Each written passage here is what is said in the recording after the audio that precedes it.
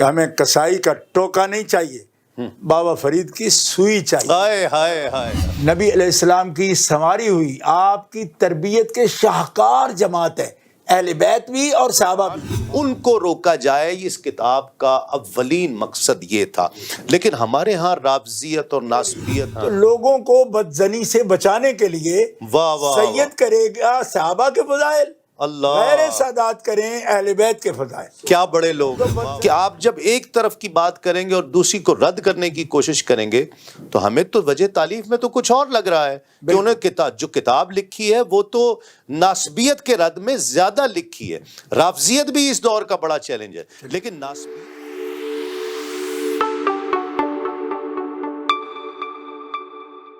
مقام دیکھنا پڑتا ہے۔ یہ معصوم شرع کی صرف بات ہے جس میں ہم نہیں بول سکتے، وہ انبیاء کا ایک خاص مقام ہے، اور اس کے ساتھ شریک کرنے کا مطلب پھر اور بحثیں چھڑ جاتی ہیں، اس لیے اس میں ایک مقام الگ رکھنے کے لیے یہ واضح کر دیا جاتا ہے۔ صحیح۔ اچھا حضور، ایک دو باتیں اور ہیں، میری اب وقت بھی بہت زیادہ ہو گیا ہے، آپ کا میں نے بہت وقت لیا۔ یہ بھی علماء کو، سادات کرام کو، خیر ہم تو ہیں ہی چھوٹے، ہماری کیا حیثیت ہے، ہمیں بھی سب کو رافضی تو کسی ایسے شخص کو جو صحیح العقیدہ ہو، سادات میں سے ہو، علماء کرام ہوں اور لاکھوں دیگر لوگ، ان کو رافضی کہہ دینا، نیم رافضی کہہ دینا، یہ کیسا ہے؟ یہ گناہ نہیں ہے کیا؟ یہ دیکھیں، کسی شخص کو جو اصول دین میں ایمان رکھتا ہے، جی، اصول دین پر، جی، ایسے شخص کے ساتھ کسی ایسے فرقے کی اس کو آرڈر دینا، سٹمپ لگا دینا کہ یہ تو وہ ہے، اس کو بدعقیدہ بول دینا، جی، یہ دین اسلام میں جو بڑے جرائم ہیں ان میں سے ایک جرم ہے۔ اللہ، اچھا، ایسے آدمی کو نہ کوئی فتویٰ دینے کی اجازت ہوتی ہے، نہ کوئی فیصلہ کرنے کی اجازت ہوتی ہے۔ کیوں؟ کہ اس کی اپنی ثقافت جو ہے وہ متاثر ہو جاتی ہے۔ ایسا شخص جو ہے جب وہ کئیوں کو کہہ رہا ہے، ثقہ نہیں رہتا۔ ٹھیک، اور اس پر میں آپ کو یہ بتا رہا ہوں، سب کو بتا رہا ہوں، بچوں کو بتا رہا ہوں، ان لوگوں کو بھی بتا رہا ہوں جو یہ بے احتیاطی کر رہے ہیں کہ دیکھو، آپ جن لوگوں کے بارے میں ایسی باتیں کہہ رہے ہو اور ان کو رافضی کہہ رہے ہو، ان لوگوں سے جب تک اصول دین میں آپ نے کسی معاملے میں صراحت نہیں دیکھی، تو ایسے جملے ان کے لیے بولنا یہ انتہائی جہالت اور بدبختی ہے اور غلظہ ہے جس سے منع کیے گئے۔ ٹھیک ہے، اس پر فتویٰ بھی لگ سکتا ہے، میں آپ کو ابھی بتا رہا ہوں۔ ایسے مفتی پر فتویٰ لگتا ہے کہ جو لوگوں کو دائرہ اسلام سے ایسے ہی نکال رہا ہے اور دھکیل رہا ہے ان کو بدعقیدگی میں۔ اور ایک بات بطور نصیحت کہوں گا، وہ یہ ہے کہ اگر اہل سنت و جماعت حنفی ماتریدی کو فروغ دینا چاہو، خیال ہو آپ کا، تو آگے بڑھ کے ان لوگوں کو پیار سے، اگر ان کے طرز عمل میں آپ کو معلوم ہوتا ہے کہ عقیدے میں تو فرق نہیں لیکن طرز عمل میں ہے، ٹھیک ہے، طرز عمل میں آپ کہہ سکتے ہو کہ کوئی وسعت رکھتا ہے دنیاوی لحاظ سے، وہ سمجھتا ہے کہ میں کسی سے مذاکرہ جاری رکھوں، ڈائلاگ کروں، ڈیبیٹ رکھوں اور اس سے میل ملاقات رکھوں، شاید اس کا بھلا ہو جائے۔ جی، کسی کی یہ پالیسی ہوگی، ٹھیک ہے۔ ایسے بندے کو بھی اگر آپ سمجھانا چاہو گے تو تشدد سے کوئی بھی نہیں سمجھے گا۔ اللہ اللہ اللہ، اس لیے کہ لوگ ماؤں نے آزاد جنے ہیں، غلام پیدا نہیں ہوئے آپ کے، اور نہ ہی آپ کی ہستی ہے کہ لوگوں کو غلام بنانے کی کوشش کرو اور ان کے سر پہ سوار ہو جاؤ۔ سمجھ آ رہی ہے تمہیں؟ اس لیے کہ کسی کے سر پر ہاتھ رکھنا چاہو نا تو پہلے اس کے پاؤں پہ ہاتھ لگاؤ۔ اللہ اللہ، وہ جب سمجھ آ جائے گی نا کہ اس کے نیت شاید میرے سر کو کچلنا نہیں ہے بلکہ سر کی مالش کرنا مقصد ہے، تو اجازت دے گا۔ لیکن اس کے لیے سر پر ہاتھ پہلے نہیں رکھتے، پہلے پاؤں پہ رکھتے ہیں تاکہ اگلے کو اعتبار ہو یہ میرا ہمدرد ہے۔ تو سب لوگ سمجھ جاؤ کہ تشدد سے کچھ ہوتا نہیں، جی ہاں، افتراق سے نہیں، اسی لیے میں نے کانفرنسوں میں تم لوگوں کو بلانا چھوڑا تھا کہ تم تشدد کرتے تھے، اور اسی کانفرنس میں تقریر کرتے ہوئے میں نے کہا کہ ہمیں کسائی کا ٹوکا نہیں چاہیے، بابا فرید کی سوئی چاہیے، ہائے ہائے ہائے ہائے، سبحان اللہ، جو سبحان اللہ۔ اگر زخم لخت بھی ہوں سینے تو جوڑ دے، سی دے۔ تو سینے والے کی ضرورت ہے، اور اس کے لیے کیا چاہیے؟ پیار چاہیے، پیار، محبت چاہیے، امت سے ہمدردی ہو، اخلاص ہو، اس میں کوئی دکھاوا نہ ہو، ریا نمود نہ ہو، ریٹنگ نہ ہو، جی ہاں، تو تب جا کے یہ کام ہوتے ہیں، اور جن سے ہوتے ہیں نا وہ پھر سپوت ہوتے ہیں۔ اب جس انداز سے ہر چیز کی بڑی وضاحت کے ساتھ اور بڑے اعلیٰ استدلال کے ساتھ اور صراحت کے ساتھ آپ نے فرما دیا، یہ میں ناظرین کی توجہ چاہتا ہوں۔ آخری جو میرا سوال ہے، گزشتہ جو سٹنگ تھی جس میں قبلہ شاہ صاحب نے گفتگو فرمائی، اور وہ تقریباً 19-20 منٹ کی گفتگو جو ہے وہ تمام دنیا تک پہنچی ہے، اس میں ایک بڑا خاص جملہ جو شاہ صاحب قبلہ نے فرمایا، اور ویسے تو تمام باتیں ہی وہ رلا دینے والی تھیں، میں خود بھی جب گھر پر بیٹھا سن رہا تھا تو میں خود بھی آنسوؤں میں سن رہا، اور میں نے کئی بار سنی۔ قبلہ شاہ صاحب نے ایک نبض پر ہاتھ رکھا جو وقت کی بہت بڑی ضرورت ہے، کہ جب آپ توازن کو بگاڑنے کی کوشش کریں گے تو جن راستوں کو آپ روکنے کی کوشش کر رہے ہیں ان کو روک نہیں پائیں گے، رافضیت بھی پھیلے گی، ناسبیت بھی پھیلے گی۔ یہ میرے اس ہاتھ میں یہ ایک کاغذ ہے جو حضور پیر سیدنا میر علی شاہ صاحب رحمۃ اللہ علیہ کی کتاب جس پر بات ہو رہی ہے، تصفیہ مابین سنی و شیعہ، اس کی وجہ تالیف ہے، اور میں نوجوانوں کو بتانا چاہتا ہوں کہ وجہ تالیف وہ ہوتی ہے کہ جو کتاب لکھنے کی وجہ ہوتی ہے کہ کتاب کیوں لکھی گئی۔ ایک عبارت میں ان نوجوانوں کو پڑھ کر سنانا چاہ رہا ہوں، پھر میں شاہ صاحب سے اس حوالے سے کمنٹ لوں گا، اور یہی میرا آج کا آخری سوال ہے۔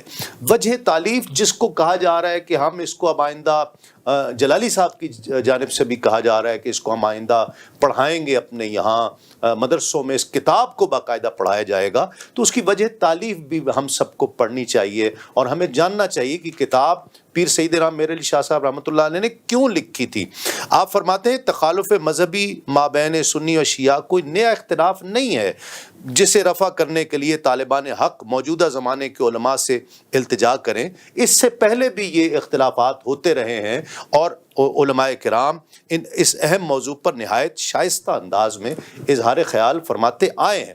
لیکن جو آگے ٹکڑا ہے وہ لکھتے ہیں کہ البتہ حال ہی میں اس تخالف میں ایک نئے رجحان کا اضافہ ہوا ہے، اور یہ سمجھا جانے لگا ہے کہ اہل سنت والجماعت ہونے کے لیے ضروری ہے کہ انسان اہل بیت کرام کے خلاف بغض اور بنی امیہ کے ساتھ محبت رکھے، حالانکہ اہل سنت کبھی بھی اس شقاوت میں ملوث نہیں ہوئے ہیں، اور ان کے عقائد میں رسول پاک کے خاندان سے دوستی و مودت مدار ایمان اور فرض مانی گئی ہے۔ اس نئے رجحان کی وجہ یہ معلوم ہوتی ہے کہ ہمارے علماء کرام نے بمقابلہ اہل تشیع اپنے مواعظ و نصائح کی مجالس میں صرف دفع ملائن و متائن یعنی لعنت اور طعنوں کو رد کرنے پر زور رکھا ہے، کی طرف ہی رخ کیا ہے، اور اہل بیت علیہ السلام کی فضائل اور مناقب بیان کرنے کی طرف کم توجہ کی ہے۔ پھر آگے وہ لکھتے ہیں کہ چند احباب میرے پاس آئے اور انہوں نے اس رجحان کا ذکر کیا کہ ہمارے علماء جو تعلیمات دے رہے ہیں اس میں محبت اہل بیت کم ہوتی جا رہی ہے، تو آپ کوئی کتاب لکھیں، تو میں نے اس پر یہ تصفیہ مابین سنی و شیعہ لکھی ہے۔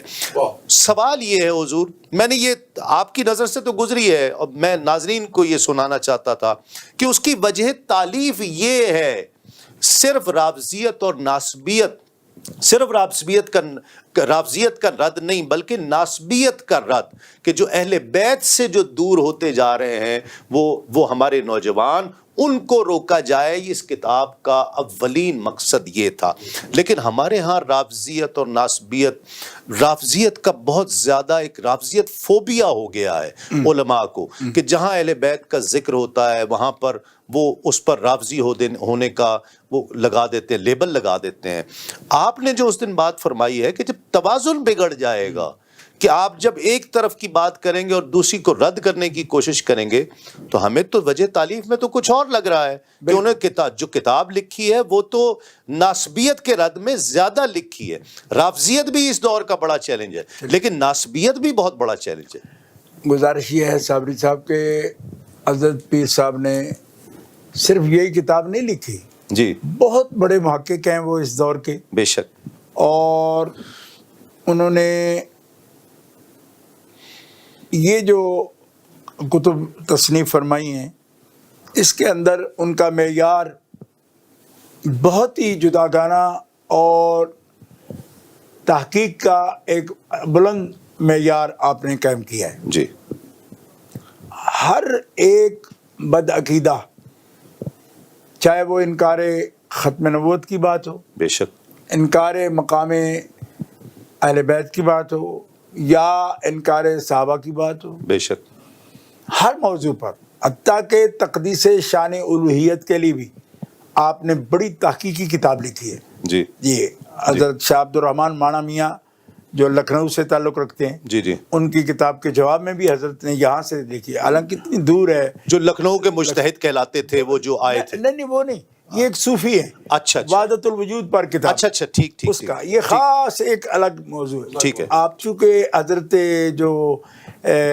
قبلہ اعلیٰ حضرت گولوڑوی سرکار ہیں وہ خود وحدت الوجود کے نظریے کے قائل ہیں, جی چشتی نظامی ہیں, جی آپ جانتے ہیں, لیکن اس میں جو اصلاح کی ضرورت تھی وہ اتنے بلند معیار سے فرمائی ہے کہ دنیا جس کو صاحب نظر کو اگر وہ اس کے مطالعہ کا ذوق نصیب ہو جائے تو ایک الگ جہان میں وہ پہنچ جاتا ہے. اچھا, انہوں نے جو کچھ لکھا تصفیہ شریف میں, تصفیہ شریف میں لکھا, پورے دم سے لکھا, جی اپنے معیار پر لکھا, جی, اور جو اہداف ہیں اس کے اوپر آپ نے مکمل طور پر پوری عبارات میں واضح کر دیا, احکام کو, صورتحال کو واضح کیا. اللہ نے ان کو ملکہ عطا فرمایا. بے شک. اب یہ ہے کہ یہ جو تجزیہ حضرت نے فرمایا, وجہ تالیف جو ہے, وجہ تالیف کے اندر یہ تجزیہ فرما دیا کہ لوگ جو ہے اہل بیت اطہار کے ذکر میں ان میں کمی کر رہے ہیں یا ان سے کما حق بیان ہو نہیں پا رہا. جی, مطلب رغبت ہوگی تو بیان ہوگا نا. واہ واہ واہ, اس کیا میں بات, ایک جملہ میں اپنے والد گرامی کا آپ کو, بلکہ صرف جملہ نہیں ان کا عمل مبارک پیش کرتا ہوں. جی, کہ جس بھی محفل میں علاقہ تھا ہر قسم کے لوگ نظریات کے ظاہر ہے کہ علاقے میں موجود ہوتے ہیں, کھلا اوپن علاقہ ہے پنجاب کا, تو حضرت خود تشریف فرما ہوتے, علماء کی ایک کثیر جماعت شاگردوں کی بھی اور ہماسر لوگوں کی بھی موجود ہوتی. تو آپ موضوعات جب تقسیم فرماتے تو جتنے لوگ سید نہیں ہوتے مبلغ, یعنی قومی اعتبار سے سادات میں سے نہیں ہوتے, جی, ان کے لیے آپ یہ ڈیوٹی کرتے کہ آپ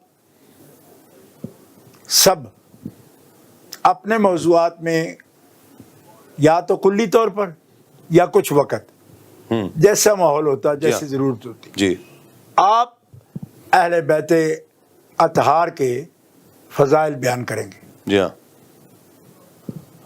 جتنے علماء میں سید ہوتے تو ہم تو ان کے بیٹے تھے, سید بھی تھے, جی, ہمیں فرماتے کہ آپ صحابہ کرام کے فضائل بیان کریں. اللہ اللہ, کیا حکمت ہے, یہ تقسیم فرماتے, کیا حکمت ہے, واہ واہ واہ. فرماتے کہ جتنے لوگ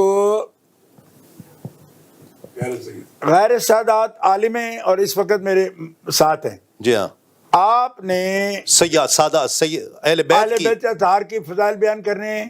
اچھا, ایک روز میں نے عرض کیا کہ کبھی دل کرتا ہے کہ ہم بھی بیان کریں. واہ واہ واہ. تو آپ جو فرمایا, ایک تو یہ میں ایک لازمی بات نہیں کرتا, آداب کی بات کرتا ہوں. جی, فرمانے لگے میرے ذہن میں یہ جاتا ہے کہ ایک سید اگر اپنے منہ سے بیان کرتا ہے نا اہل بیت کے فضائل, تو ایک طبقہ سننے والا ایسا بھی ہوتا ہے جو یہ اس کی نیت پر شک کر سکتا ہے کہ اس سے یہ خود کو ایڈوانٹیج لینا چاہتا ہے, واہ, کہ چونکہ میں سید ہوں, سبحان اللہ, حقوق سادات بیان کروں گا جی, تو لوگ میرے لیے, تو لوگوں کو بدزنی سے بچانے کے لیے واہ واہ سید کرے گا صحابہ کے فضائل، اللہ، غیر سادات کریں اہل بیت کے فضائل، کیا بڑے لوگ تو ہیں، واہ واہ۔ بدزنی سے بھی لوگ بچ جائیں گے۔ اللہ، یہ میرے ابا رحمۃ اللہ علیہ کی امانت تھی میرے پاس، کیا بات، میں نے کیا۔ سب کے حوالے کر دی کہ اس طرح لوگوں نے معیار بنائے، حالانکہ یہ خود سید ہیں، اب حسینی موجودہ سید۔ دور میں حضور کیا کیا جائے پھر؟ یہ جس طرح یہ تو کوئی محفل ہماری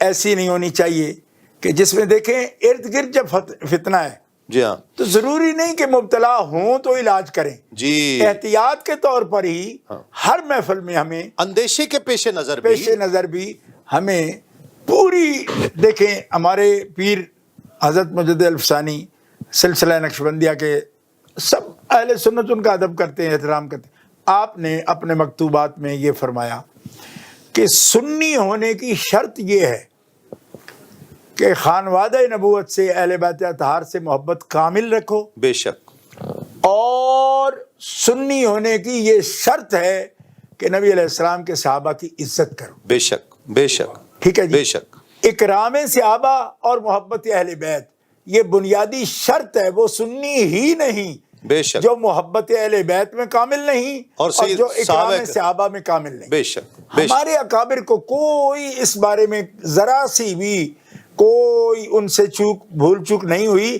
ہماری طبیعتوں میں کوئی ایسی باتیں آئی ہیں جس کا یہ نتیجہ ہم دیکھ رہے ہیں۔ ہمیں بالکل اخلاص کے ساتھ، یہ نبی علیہ السلام کی سنواری ہوئی آپ کی تربیت کے شاہکار جماعت ہے، اہل بیت بھی اور صحابہ بھی، تو ہمارے لیے وہ مینار نور ہیں۔ ہمیں یہ فرق ڈال کے کیا حاصل کرنا ہے؟ ہم تو محروم ہو جائیں گے۔ اس لیے ہمیں بجائے اس کے کہ اس جرہ میں پڑیں گے، ہمیں برابر ہر وقت نسبت ابو بکر صدیق کی بھی ضرورت ہے، سبحان اللہ، اور محبت اہل بیت میں نبی علیہ السلام کا جب یہ فرمان ہے کہ من احب ہذین یعنی الحسن والحسین اباہما و امہما کان معی فی درجتی فی الجنہ، سبحان اللہ، یہ حسن و حسین سے جو محبت کرے اور ان کے ماں باپ سے عقیدت و محبت رکھے، میں محمد رسول اللہ ضامن ہوں کہ قیامت کے دن میرے درجے میں جنت میں میرے ساتھ ہوگا وہ۔ سبحان اللہ، جامع ترمذی شریف میں حدیث موجود ہے۔ کیا بات، اور دوسری طرف ہمارے ان کو قائد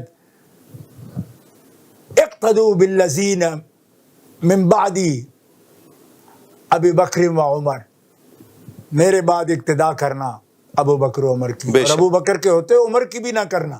اللہ، یہ باقاعدہ آپ نے فرمایا۔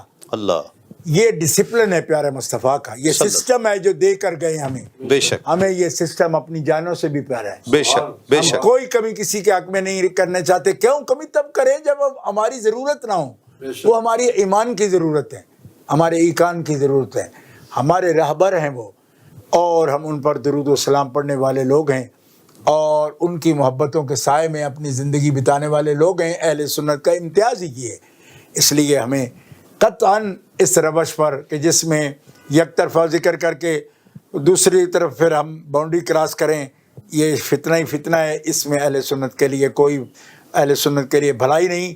اہل سنت و جماعت ہمیشہ دونوں کی محبت کے اور عقیدت کے ساتھ اپنی زندگی کا سفر طے کریں۔ جیسے اعلیٰ حضرت فرمایا، اہل سنت کا ہے بیڑا پار اصحاب حضور، نجم ہیں اور ناؤ ہے اطرت رسول اللہ۔ سبحان اللہ، سبحان اللہ۔ یقیناً یہ اہل سنت کا شعار ہے کہ سیدنا صدیق اکبر، سیدنا فاروق اعظم، سیدنا عثمان غنی رضی اللہ تعالیٰ عنہ اور تمام صحابہ کرام کی عزت، ان کی تکریم اور اہل بیت اطہار سے کامل محبت، یہی ایک سنی کا شعار ہونا چاہیے، یہی ایک انداز ہونا چاہیے، اور یہی وہ انداز ہے کہ جو اتحاد کی طرف لے کر آتا ہے، محبت کی طرف لے کر آتا ہے۔ آج جتنی بھی گفتگو ہوئی یہ قابل غور ہے کہ یہ انتشار پھیلانے کے لیے نہیں بلکہ انتشار سے اس امت کو بچانے کے لیے ہوئی ہے۔